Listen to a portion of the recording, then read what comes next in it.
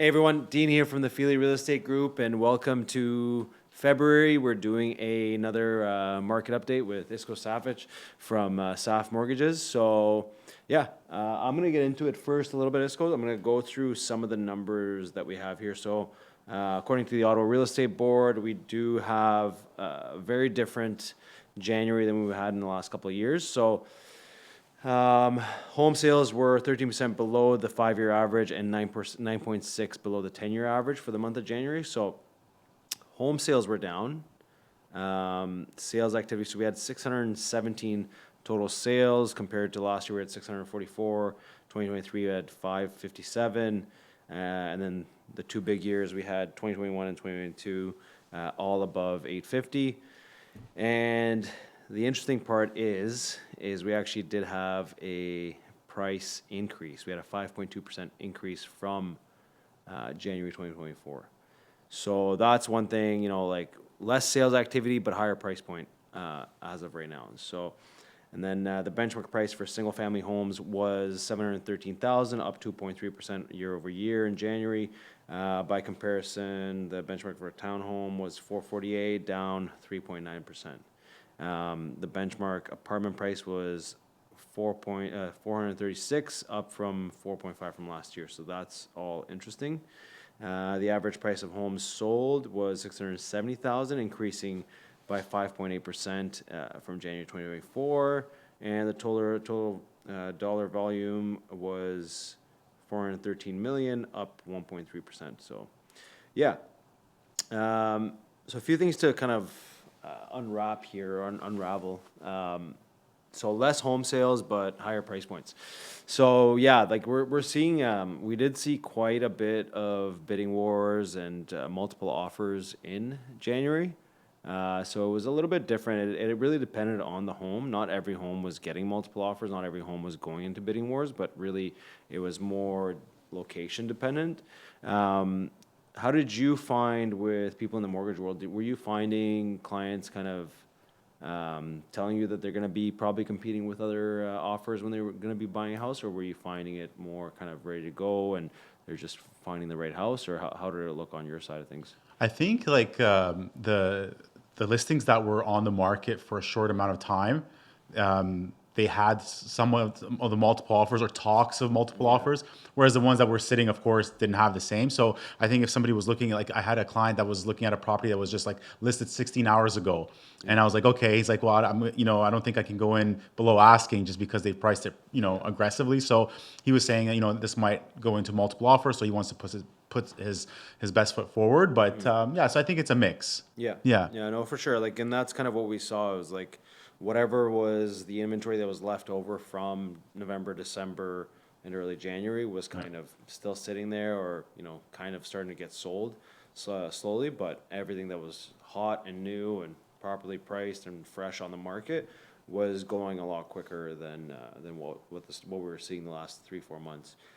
So it's definitely a big change, and obviously the price points reflect that. Like the price increase from last January shows that too. But I mean, the market overall year over year does tend to go up. Obviously, we're still recovering from 2022, but typically you see ebbs and flows in the market as seasons change, as months change, and kind of what I always talk about is prices tend to kind of rise towards March, April, May, and they slowly dip in the summer months. Then they come up a little bit in the fall months, and then they tend to trend heavily downwards in the winter months. And then again, same cycle repeats itself in January of the following year. So we're kind of seeing the effects of that, and it's been it's been a cold winter, so there's not much out there to do. So why not do some house shopping, right? It's you can do it from home. You can look at homes online, and there's a lot of tools to do that, as opposed to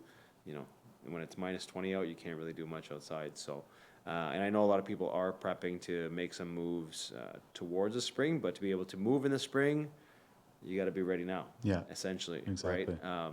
How are you finding people? Are a lot of your clients jumping into pre-approvals? Are you getting a lot of clients reach back out from 6-7 months ago trying to get requalified at different rates and what's available now, or how are things looking there? Yeah, so I think people are reaching out again, like people who were insured purchases, so putting less than 20% down. Yeah. Just with the new regulations, they're starting to, re-engage in conversation again and to see, hey, can we get a little bit more, or what does our payment look like now with, in light of the rate drop. So we Yeah. are seeing that, and then there's definitely some more activity happening right now with people wanting to sort of be pre-approved so that they can make the move once they find the right house. And I always tell people, like, I mean, you could be buying in a year, just get pre-approved now. You might be able to make small little tweaks and adjustments that'll put you, in the right position come, Yeah, a and you year can from watch now. the market and see Yeah. what happens, right? Like, you don't know, we don't know what's gonna happen in a year from now. We don't know what's gonna happen next month. We don't know what's gonna happen in 6 months. So Yeah. really understanding and knowing what's happening there. One big thing here is the active listings. So in January of 24, we had 2,100 active listings, and this January we had 3,300. So we had a huge, and that's like reflecting in this one too. We had 5.5 months worth of inventory compared to last January. We had 3.3. So we have almost double the amount of inventory, months of inventory from the last year. So that's a huge one there. Are you still seeing a lot of like relocations? Because I remember like a lot of the clients you and I worked with, you were saying, oh, this person lives in Toronto, he's moving to Ottawa, or this person lives, there's a lot of sort of relocation Yeah. clients. Are you still seeing, is it Yeah. the same sort of level of, Yeah, I'd say yeah, like relocation it's like a huge part of our business. I think like, especially, I know a lot of people are, you gotta factor in the people that are coming in, moving from school. Yeah. That also affects the rental market, and we'll talk about the rental market in a bit because we're seeing a lot of changes there too. But the big part is, yeah, there is lots of relocations. Ottawa is still considered, it's considered economically friendly compared to other cities. yeah, There's other places where you can't get the same kind of value, right? Like here you can get into a starter home that's freehold for 500. There's not many places in the province that have that are Yeah. a metropolitan. Yeah. Like there is places you can get it, but that's maybe a city that's less than 200,000 people, less than 50,000 people, stuff like that. So yeah, definitely differences there. But yeah, we're seeing tons of relocation and from other provinces too, not just from different cities. Like we're seeing it from the West Coast, the East Coast, Quebec, and that's another thing too, right? Like just the amount of like I know we talk about a lot of like right now the hot topic is the job security.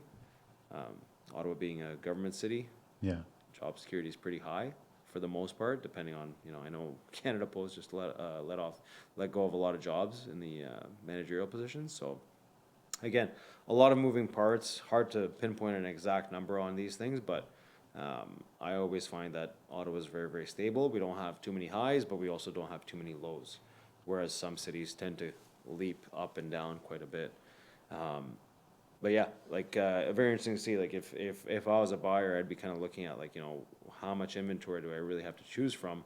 Because if I was looking at these numbers, yeah, that looks great from a buyer's point, but what inventory you're looking at, right? Are you finding the exact home you want? Because maybe if you're a first time home buyer, maybe you are finding pretty nice homes that are priced well and you're able to jump into them. But if you're looking at upgrading your home and you've already had a home, and you're looking for something that's got a swimming pool or it's got this, or you're looking for a big yard and you're looking for a certain location in the city, that's not necessarily the case. You might not have that much inventory, right? Like yeah, being in Ottawa proper, like looking at anything in Centertown, you have very slim pickings, yeah, right? Like anything that I've seen in Hintonburg, Alta Vista, anything within that kind of Centertown-ish range, anything that's priced under $1 million, you're gonna have a hard time getting something without being in a bidding war, right? Yeah. Whereas, if you're looking in Orleans, Barrhaven, Canada, and you're just looking for a standard single or a builder style single like a cookie cutter, you probably have a good amount of choice, especially if you're comparing with a builder price and you're looking on the resale market. You have some good choices there, right? So yeah, I think those are big ones. The other thing too is anything above the million mark and above $1.5 million is where you're seeing tons of choice, because those homes typically don't sell super quick, yeah, and you are seeing lots of inventory out there. Like if I just go here, so let's say I go for freeholds, and let's say I just select excuse me. Let's say if I just select all of all of Ottawa. Let's say I do one of these, like include Manotick and whatever, Yeah. and go all the way out here, Cumberland, all that stuff. So what do we have? We have 300 plus homes, and let's say I do 1,500 or 1.5 million plus. We have 155 homes that are above $1.5 million, going all the way up to 7, if not more. Yeah. Yeah, 7, 6.5. Wow. You know, these are, sorry, let me adjust that. Is that freehold? So that's detached. Yeah, 111. Right? All these are detached homes. Okay. You know. Rockcliffe mostly. I Yeah, guess. Rockwell, Rothwell Estates, like, 5 million, like 115 days on market. This one just got listed 4 days on market, 120 days on market, 240, 73, 172. Like, there's, if you're looking at these price ranges, you can see you got tons to choose from. Yeah. You Who's know? buying these? Like, just curious, like, because like obviously you have Rockcliffe, but then you have like different pockets of the city with affluent people as well. So who's moving to Rockcliffe? You think compared to who's somebody moving to Well, based on this, I don't think anybody's moving. no Well, I think like executives yeah, or yeah like I think a lot of these people, they have so much choice, right? Like Yeah. anybody looking, like if you're looking for a home for 5 million, you're looking at, do I buy something on market? Do I Yeah. buy land and build myself? yeah Do I buy an infill? yeah Right? There's so many different Yeah. options at that point. I'm just going down the list here. Like Yeah. everything's like touching the 100-ish days on market yeah point. Like, you know what I mean? 2.5 million to be in Ottawa East. Right? Beautiful homes, but 2.5 million, yeah you know, yeah you could also, we're looking at some, like, look at this. This is in, where is this, Manotick? You're looking at a small detached in Ottawa proper for 2.5, or you get a massive lot in Manotick. You almost have 2 acres, right? Yeah. And that's sitting too for 2.5.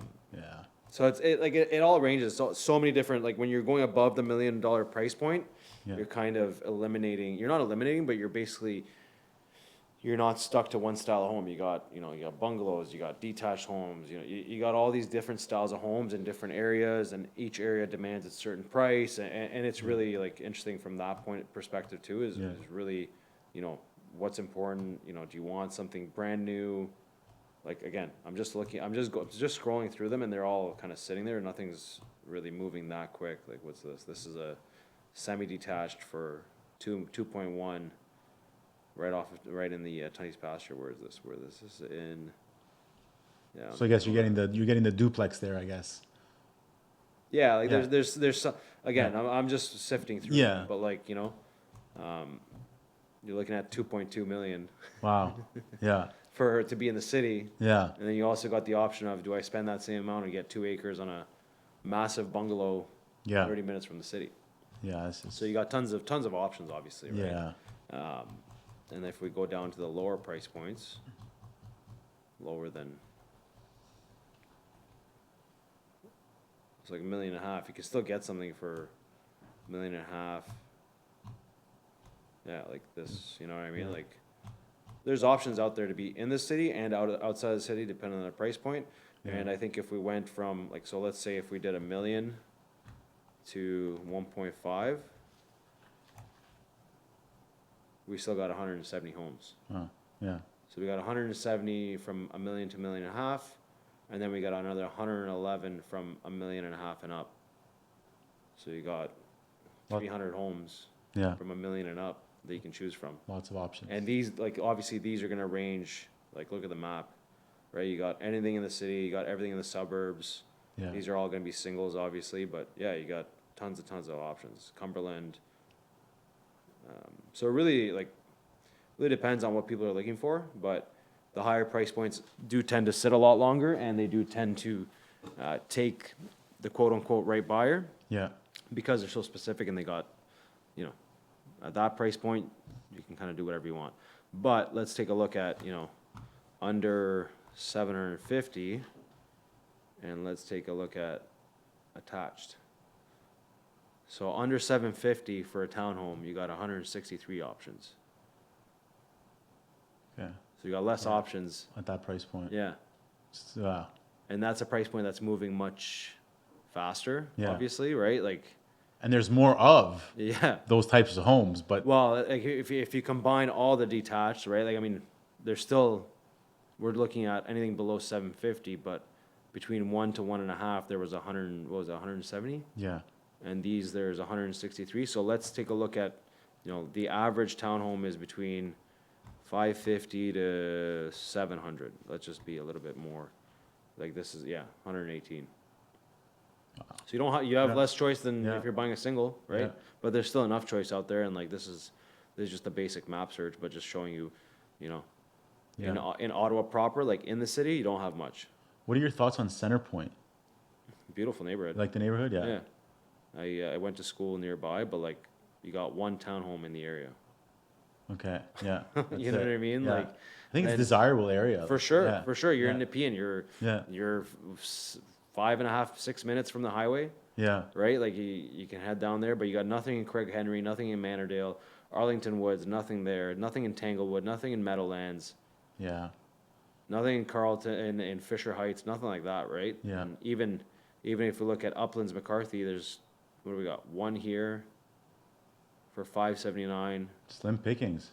one here on Kimberwick. This is a great area too, Kimberwick.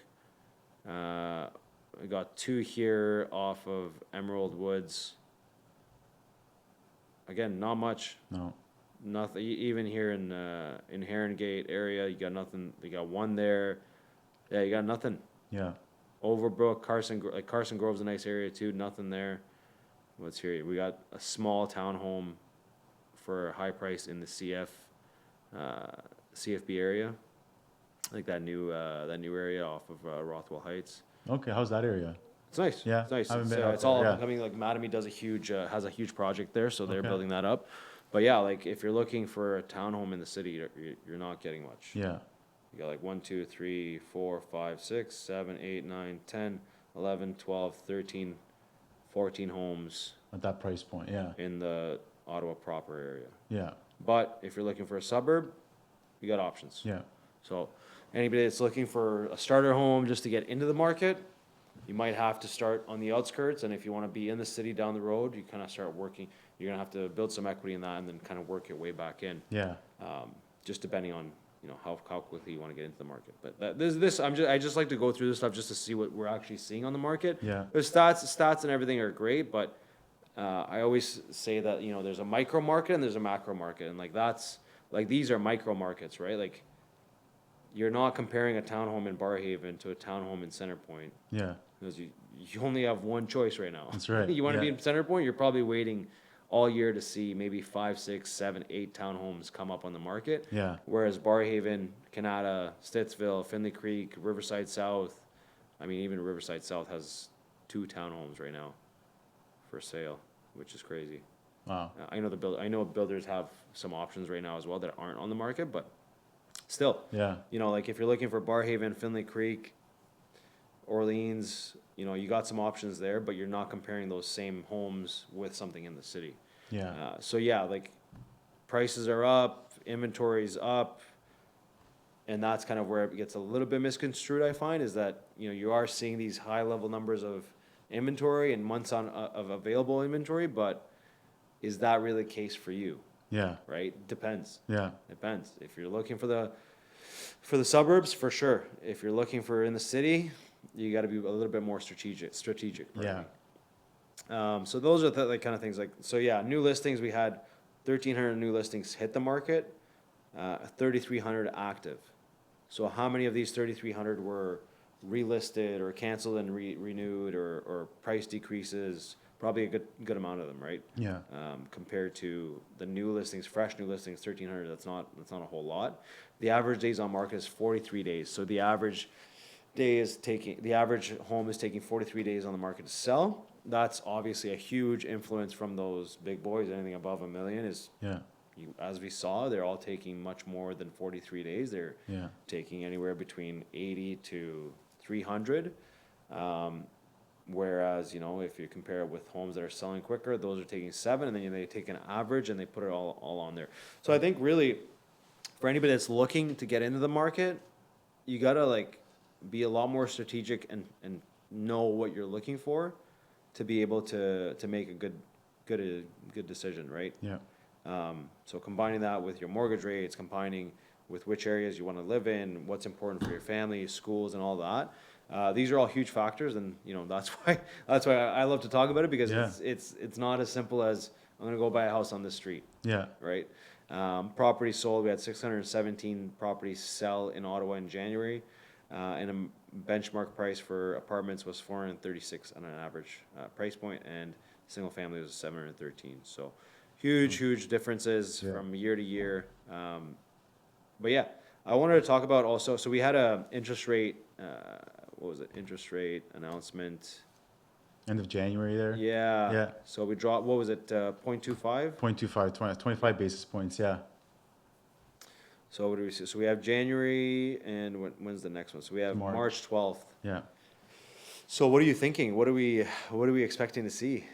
I think it's going to, I think they're going to do another 25 basis point rate drop, maybe more. It's tough to say because some of the reports that I've read, they said that if tariffs are introduced, then the government will have to almost take COVID-like measures with the Yeah. economy and do emergency cuts. So you could Yeah. see a 50 basis point drop if the tariffs are, are in place, and if they're really affecting our economy. So, so 25 basis points likely, but who knows? Like, I mean, steel and aluminum were just part of the tariff plan right now that were introduced. So if more things are involved with that, then we could see, deeper cuts. Yeah, I'm a little bit not scared, but I'm a little bit worried about those kind of extreme measures. Like we saw what that did to our economy, but at the same time, you gotta have people have to live. So I do understand it, but at the same time, it's like the housing market is just one aspect of it. Yeah. The global economy is a whole different world, and in January we talked about we're not going to become the 51st state. Yeah. But I mean, I don't know. Like it's tricky, right? Like obviously, I don't think we're anywhere close to becoming a 51st state. But I think it's tough out there. Yeah. People were pretty excited about this year, is what I felt. Yeah. And I think they got a pretty good kick. Yeah. In the first month. So Yeah. we'll see, right? Like, my advice, if you're a seller and we do end up taking those COVID-like measures, I'd say start selling all your properties instantly. And if you're a buyer, you're going to be, I'd recommend waiting a bit. Yeah. Yeah. Because we literally just went through it, right? Like if everything that goes up must come down, and everything that goes down must come up.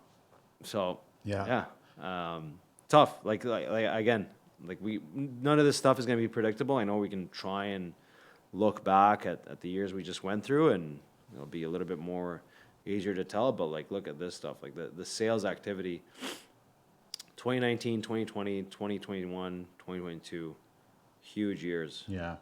And right now we're more so in the 2016 to 2018 range. Yeah. But the interesting part is the 2019 number.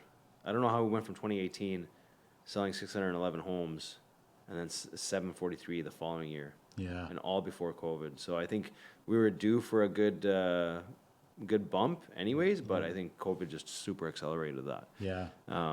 What are you seeing for fixed rates? So I like to talk about the bond market. So a 1-year trend on the bond market, it's trending downwards. So this obviously affects fixed rates. Are you seeing anything out there in terms of movement on fixed rates, or? Some of the smaller lenders, well, I wouldn't say smaller, but I would say some of the smaller monoline lenders, they've adjusted by like 15 basis points on their 5-year fix. So small adjustments. Yeah. So we'll see. Like we're keeping an eye out for it. Variable rates.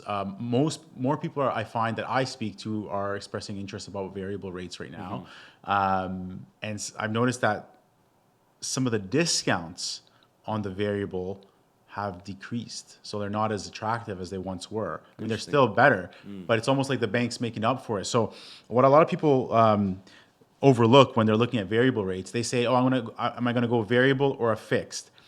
But just because you're with a variable with one lender, it's not going to be the same as a variable with another lender. Yeah. And so when you hear things like 5-year variable, well, what is 5 years? Yeah. Because the rates can go up and down. So what is the 5 years? Well, the 5 years is how long you're guaranteed the discount. So when you hear 5-year variable, it's because for 5 years they're guaranteeing you that discount off of your prime rate or the lender prime rate. Interesting. And so, so that's what you want to look for is the discount. So I'll give you an example. Like I had prime minus 110, lender minus 110, lender prime minus That's 110. 1.1%. 1.1% off of the lender prime, which right now is at 5.2, right? So that would give you a rate of 4.1, Pretty good. which is great, right? You're great. almost in the threes. Yeah. Well, Now, that's what a fixed is pretty much, right? yeah, and even a little bit lower is depending on the. So now they're at like lender prime minus 80, right? 75. So it's still good, Yeah. but it's not where they used to be. And I feel like it's almost the lenders making adjustments, thinking, well, look, everyone's going variable now. Yeah.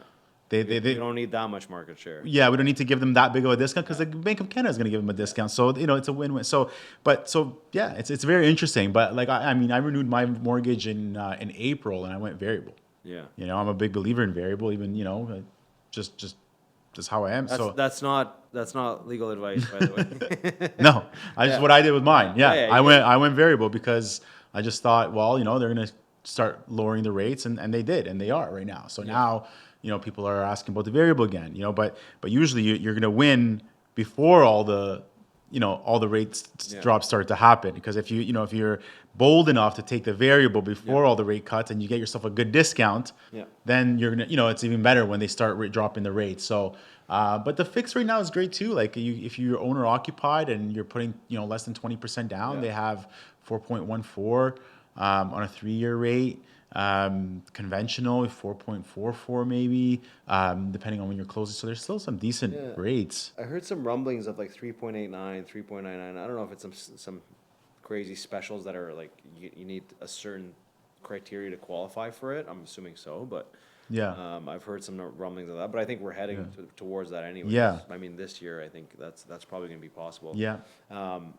I was talking in our team meeting. We were talking about what's the average rate over the last 25 years. I think we came up with like 3.5% Yeah. as an average. Okay. And like we're getting close to that, right? Yeah. So even if those COVID measures do come into place and we end up getting below the 3.5, I think it'll be tricky. I mean, you never know, right? The one thing I'm also curious about is we always have a ton of renewals from those COVID years, right? Like we're 3 years away from 2022 when they still had the 1.5 to 2.5 range. So I think those people they're in for it. Yeah, they're in sticky situations because you're not quite there yet. And if you ended up overpaying for a home, like you ended up paying $750 for a townhome, and your rate is at 1.5, and now you're about to jump into 4. Yeah. 4 in a bit. Big jump. Yeah. And it's also like they can't move, right? Because they're not going to get the equity back. right, like if you bought a house with let's say just keep it simple, but you bought a house with 5% down. Oh man. You paid a 4% mortgage insurance premium to CMHC, so you financed 99% of the purchase price. Yeah. If the purchase price if the value has gone down by 10%, 5%, you don't have you can't sell, right? Unless you can cover your shortfall. So you have to rent it out and buy another one, which you can. You can do that with less than 20% down, thankfully. Yeah. But Plus closing costs. Plus you don't get the land transfer tax bonus now. Right. If it was a first time home. Yeah. So there's some things, but a lot of people are mistaken. Like that's one of the biggest things I find is that not everyone, but a lot of people seem to think that you need 20% down if you're buying your second home. Yeah. And it's false. You could be on your 10th home and buy with less than 20. It's just that you have to have that intention of living in that house at the time of closing. So as long as, you let's say you overbought, but then you got a tenant that, might be or is willing to pay a decent, rental amount. Yeah. You can buy another house. And you can qualify, and you can use that rental income to help with your ratios. And so you can maybe you overspent in the market 3 years ago, but now you're looking to get a deal. So, I mean, you can make it work. You can make it work, but it's not ideal. Speaking of rentals, that is something I wanted to get into, just because we are seeing some movement on the rental market. rental market is starting to slow down and trend downwards a bit. Yeah. Interesting.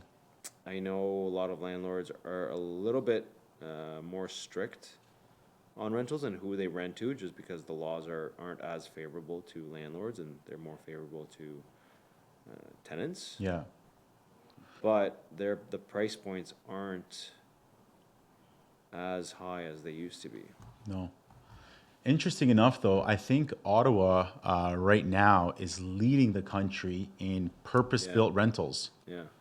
which is interesting because you see all these condos propping up, and then you find out, oh, they're actually for rent. Yeah. So I think they're leading the country like in purpose-built rentals. So I'm sure that's affecting. Yeah, and I wish that wasn't the case. I do think, we do need more living spaces and we need more things that are affordable. And I think purpose-built rentals aren't doing us any favors with that.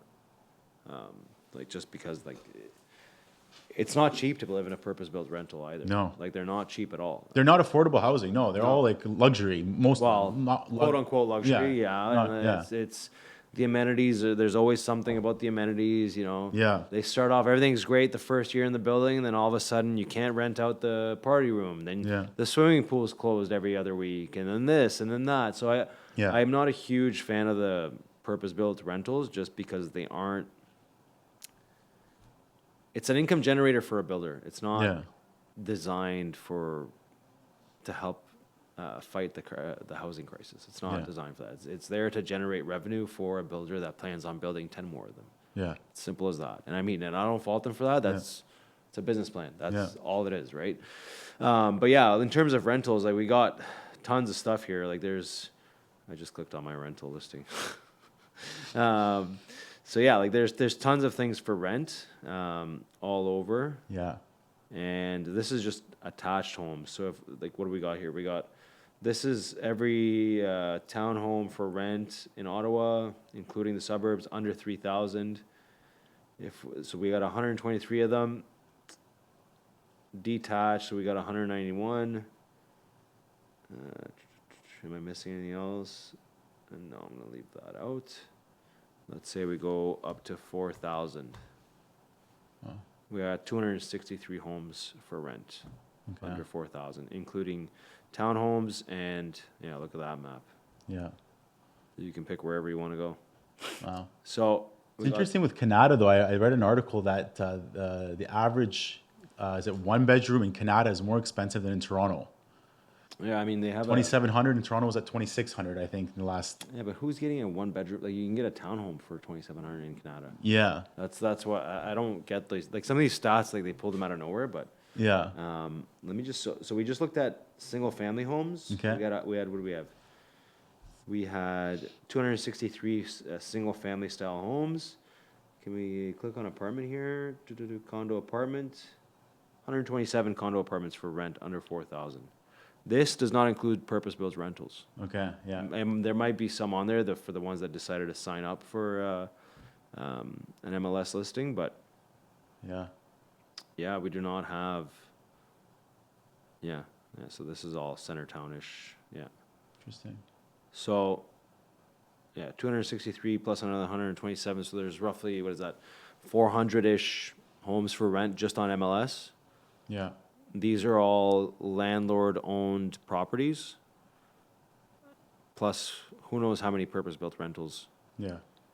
And the other thing is, for all my tenant people that are, looking to rent, I do think it's easier to get approved for a rental in a purpose-built Yeah. rental compared to a landlord, because a landlord is going to be a lot pickier and they're paying for a service to get it rented out. Yeah. So keep that in mind. So if you're looking for a rental, look at some options to see what's out there, just because you're going to be paying a premium either way you go, I think. Yeah. So that's one thing I've just been kind of keep being cognizant on, and I think we're going to see if the market does start to change and pick up in terms of rates being lower and rental payments being very similar or close to owning, why would anybody rent? Yeah. Yeah. Right? Yeah. Because with the rent, okay, there is two factors to that, right? Rental, you're paying base rent plus your utilities. Yeah.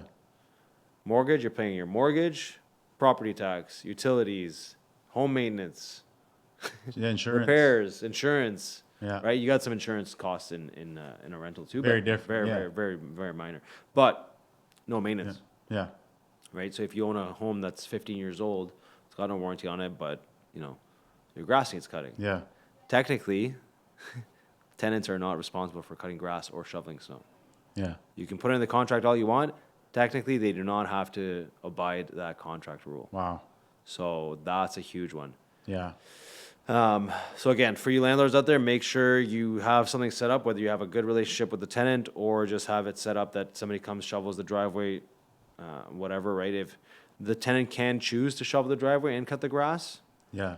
but they don't need to use their own equipment. You can provide them with equipment, but these are all things that they can pick and choose. So Yeah. it's tricky out there. Like, I don't know. Like, Yeah, it doesn't feel that appealing to be a landlord unless you own something like a purpose-built building or a multi-unit property that has very easy,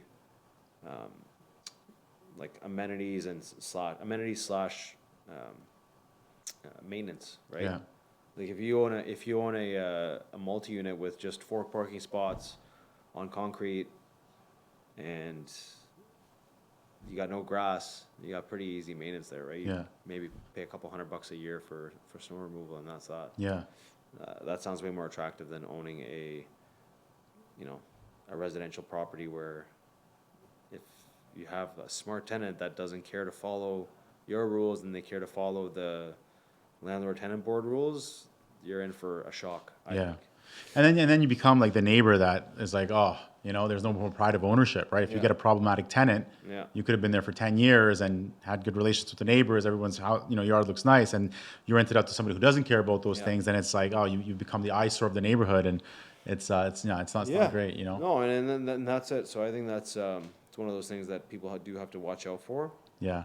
Yeah, so I just wanted to touch on the rental part because we are seeing a bit of a change on that. What are you seeing a lot of people apply for multi-units and start looking at that stuff, or how's that been? Yeah, people are still very interested in those. People still like them. I got a client that was buying in New Edinburgh, and they love that area. They're saying like it rents out so fast. For sure. And he recently bought a duplex there, actually, and great value, great price, and familiar with the area. And so he's a young guy. Like I'm this is the thing that interests me. I'm seeing a lot of young people shift to multi units. And that's just, 'cause it was never like that. It was more like, the young person wants that condo, and then they're going to, do the townhouse thing. Like, they'll do the whole journey. And well, that's still good because you don't get your foot in the water. But like, I've never seen so much interest from young buyers about multi-units. And that's, Entrepreneurship, right? Yeah. Entrepreneurship, I think, is what it is. Yeah. And they saw the path from maybe family members that have gone down that route and stuff like that. So Yeah. I think, and it's pretty easy, right? Like, Yeah. you're not making emotional decisions with a multi-unit. You're just making numbers work, and if the numbers work, you're off to the races. Yeah. So, and it functions as a business too, right? Yeah. If your multi-unit can generate 150,000 net profit, you're running a pretty good business. Yeah. Yeah, That's pretty much self-sufficient, pretty much. Yeah. I mean, you got to put some money aside for this and that, Yeah. and like maintenance and whatever, and depending on how old the building is. But I mean, there's opportunity out there, and Yeah. again, the rule with not having to put 20% down on up to $1.5 million, Yeah. that's going to buy you a lot, especially in the city too. So if Yeah. you're looking to live in one and rent out 3-4 other units, there's opportunity for that, and I think that's another option if you have some cash stowed away and you're thinking, do I buy a big single home or a big detached or whatever, right? You want to buy something in the suburbs, or do you want to stay in the city? These could be some options where okay, maybe I don't have huge backyard and this and that, but I have a multi-unit that's making me income, and I can go out and have fun out in the town every day, and I'm in the city. Yeah. So there's differences, and these are all different lifestyles that people have to kind of figure out what they want. What would be some tips and tricks for buyers and sellers for the coming month or two? I think just keep an eye out on the market. Again, always get pre-approved. That's Yeah. important. So that way you're ready to go once you find that house that you actually like, and start looking around. Yeah. Like start go to open houses. You might not be that house, but maybe you meet the realtor that is hosting it, and maybe they have something coming up. And so if you're in the market, have fun with it. And Yeah. don't. It's yes, it can be like overwhelming at times. There's a lot of things, the pre-approval, the house, the Yeah. inspection, different things. But ultimately, like you want to have fun with it. So get pre-approved and go look. Yeah, and what would you say, like, if somebody's teetering on the side of going variable or fixed, what kind of math should they be crunching, or what should be their main point of kind of comparison? Yeah. So I mean, I think you have to look at your appetite for risk, Yeah. or you have to look at like how much you value stability. If you're somebody that eats the same breakfast at the same time every single day, drives the same route to work every single day, and everything in their life is planned, you might want to go fixed because you because You you might just see change, yeah. yeah, you like that stability. You like to know what you have to budget for, and so on. But if you have a little bit of maybe a higher income, or you're willing to reduce your expenses, or you have a little bit of a higher appetite for risk, then I think it might be worth going with the variable. Because with the variable, what's interesting is that you can convert to a fixed rate at any time. Yeah. You can't do the Reverse, opposite, yeah. right? And so it's not necessarily that you're going to wait for your variable rate to come down and then you're going to lock that in. That's not how it works. So what will happen is that you go with the variable, and let's say you take the variable today, and a year from now, that lender that you're with is advertising a very low fixed rate, and you like that rate and you want it for 5 years. You can just give them a call Yeah. and just say, look, I really like the fixed rate that you have. I want to go with that. And they'll give it to you, and that'll come at no cost or penalties. So the variable is going to give you a lot of flexibility that the fixed rate doesn't. So I mean, it really depends what you like. And then of course, then what are your like 5-year plans? Is there a possibility that you sell the home before 5 years? If there is, then you might really want to consider the variable, because a variable is always 3 months interest penalty to break the mortgage, whereas the fixed rate it's a 3 months of interest or interest rate differential, whatever is higher. So in a declining market, the IRD is often higher, and then that's going to cost you a lot more. So really depends. Like, speak to the mortgage professional that you're working with about Yeah. your plans, but I think there's definitely a case to be made for variable. I mean, Yeah, one thing I wanted to touch on that point was if you are going the variable route and you plan to lock in the next year or two, it's not 5 years from when you started your variable.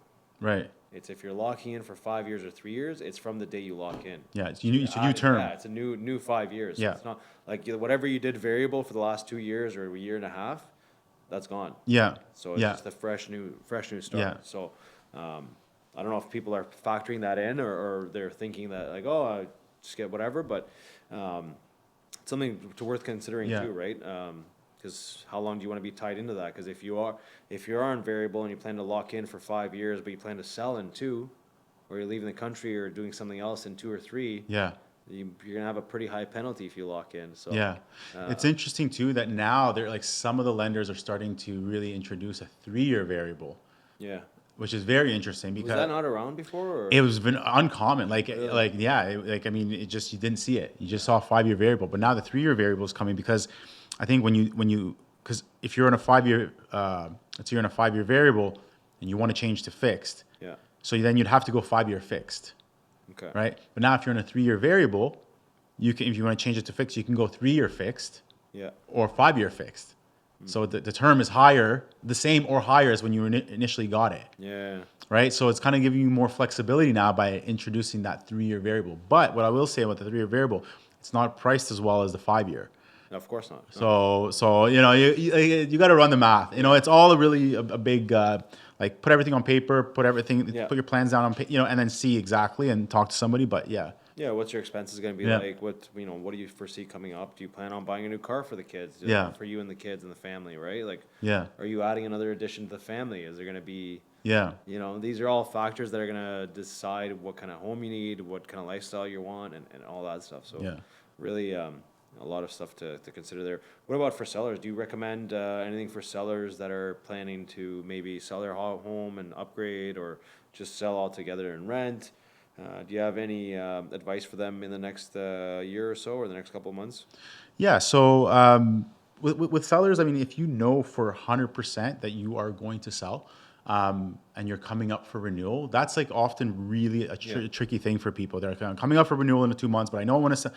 So, I mean, look, you can go and get a 12-month term. Yeah. You know, rate's going to be higher, but it's for 1 year. Then you can sort of time it. Then you go for an open term, right? It's going to be, again, more expensive, but you can do that. Now, if you know that, look, I'm going to be buying another house, then you can, treat your renewal as you would normally, and just plan to port it. Plan to port your mortgage, so you can do that as well. One little interesting strategy I will just mention here for now with mortgage penalties, especially because you're talking about sellers. Yeah. But this could apply to people refinancing as well. Yeah. So most mortgages will have prepayment privileges, right? They're going to range from 10 to 20% per year, but you'll get 20. So so you can put 20% of the total amount, your initial total amount financed, and apply it to your mortgage. So if you borrowed, $500,000, you can prepay $100,000 without penalty per year, right? So that's 20% prepayment. If you're selling your home or you're refinancing, and you have access to a large unsecured line of credit, what you want to do is you want to take that, max it out, and make that 20% prepayment on that property. If you can do it just between the two, and do it twice in a short period of time, because then you're going to be saving on your penalty because now you owe less. Yeah. So there's a little quick way to pay 20% less in the penalty, up to 40% less depending on your timing. So if you got an unsecured line of credit and that mortgage is going to be closed and not ported, bring that balance as much as you can before it gets discharged. what about if you're on variable, Yeah. and let's say you sign up for a 5-year variable, Yeah. and you want to sell your house in a year and a half or 2 years? Yeah. What is it going to cost you to get out? So you're gonna do 3 months interest penalty. Yeah. But you can actually, if you convert it to fixed before you sell, and you want to port, you can port that rate over. Okay. So you can do that. The other What thing, if you just want to sell? So it's just going to cost you 3 months of. 3 months interest, So that's an option. Yeah. If you know you're going to sell. which is way less than the interest, because the fixed rate is 3 months or the interest rate differential, whatever is higher. So in a market when rates are going up, the fixed rate, it's going to be a 3-month interest penalty. Yeah. Right. But in a rate, like if you went and you locked in at 5%, and your lender is now offering 3% on the same term, Yeah. you're going to be paying, you're in for a world of hurt on your penalties. So all these news reports you saw 2 years ago with people paying $20,000, $30,000 in penalties, Yeah. those are all people who were in a declining rate environment, broke their, so all those people should have went variable. Yeah. So if, so that's like another reason why the variable is good. The other thing that you can look at, depending on your equity, and I'm going to actually be making a whole video about this, but putting the entire amount that you owe into a line of credit. Yeah. There's different products that do it, but I mean, that's something that's 100% open. Yeah. You're going to pay a lawyer for a discharge, a couple $100, easy, right? Then you can put as much as you want on there. So there's no prepayment privileges. You can put as much or as little as you want on there. It helps with cash flow, helps with deciding what you want to do. Yeah. So that's another good option, right? So there's so many things that you can do with it, but you have to really just know what you want and set up a goal. I think that's the toughest thing, that people, they don't know what they want, or they don't know how to get to the goal of what they want, and that's the toughest part about buying, selling your home, and understanding what's happening in the market, and I think those are all big factors in what's happening in today's environment too. Yeah. I was gonna ask one last thing. So if you're on variable, it's just 3 months of interest. Yeah. What does that usually, like? Let's say it's a $600,000 home. A couple $1,000. $1,000, 2,000 maybe. 3 months of interest. Yeah. A couple. Yeah. So it's really about how much what you owe at the time that you break it. Yeah. So it's great. And the same applies for refinancing. Yeah. You can refinance that home and you only pay 3 months interest, not just selling. Yeah. Yeah. Right. So that, I mean, the variable gives you a lot of flexibility, which is great. And that's I know a lot of people are scared from the pain that they had to endure of the variable. Yeah. If they stayed on it during the like from the rate changes, but Yeah. like we're heading into in a place in the market now where it's like you might want flexibility. Yeah. So again, this is not to push anybody to use variable. It's just understand the differences so you can make the best decision for yourself. I mean, Yeah. some people are completely against variable and like, hey, I understand, I get it. Yeah. You choose how you want to live your life. You want to, you pay $2,000 a month for mortgage or $3,000 a month for mortgage. I pay $500 for my car, $100 for insurance, $700 for groceries, and that's all my expenses. And you don't want to go a penny over that. Yeah. There you go. You go fixed, and you Yeah. have everything set up. Yeah.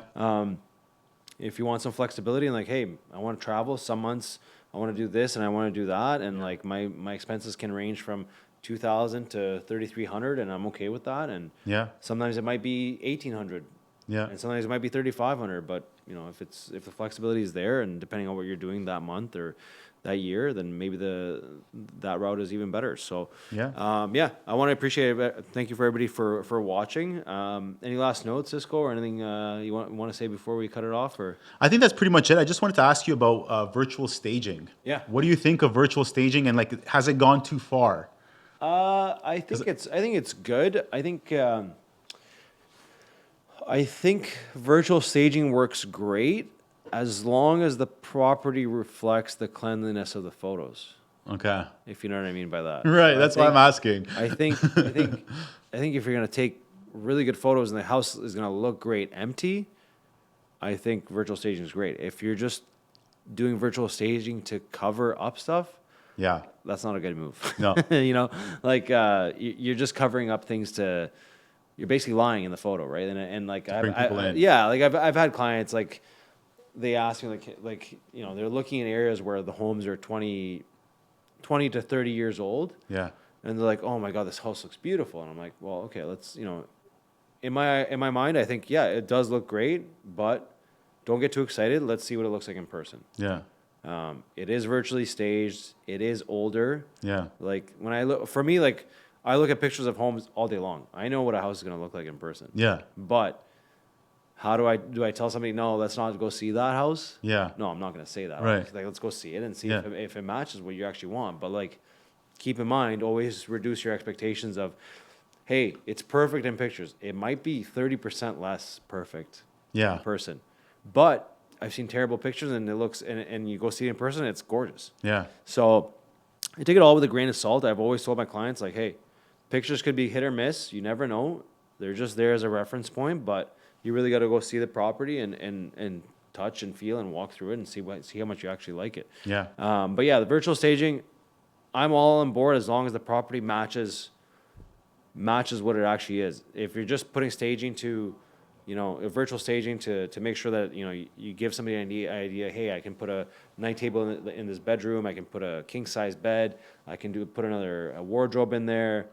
But if you're using virtual staging to cover a hole in the wall, that's different. yeah, Yeah. that's very different. But like, even materials, like, are there limitations? Like, are you guys allowed to change the finishes in virtual staging? No, shouldn't be. No, because you I have thought to. it, yeah, because like that was odd. Like I thought I saw one where like the counter backdrop was a little bit different, and Yeah, no, that's just silly, right? Like- that to me, that makes no sense. I would never advise anybody to do that. Like it's like, like it's kind of like what's the point? catfishing. Like, Well, how- yeah, you're like, you're house just gonna client. get bad feedback on the showings. You're just Yeah. gonna get bad feedback. Nobody's gonna care.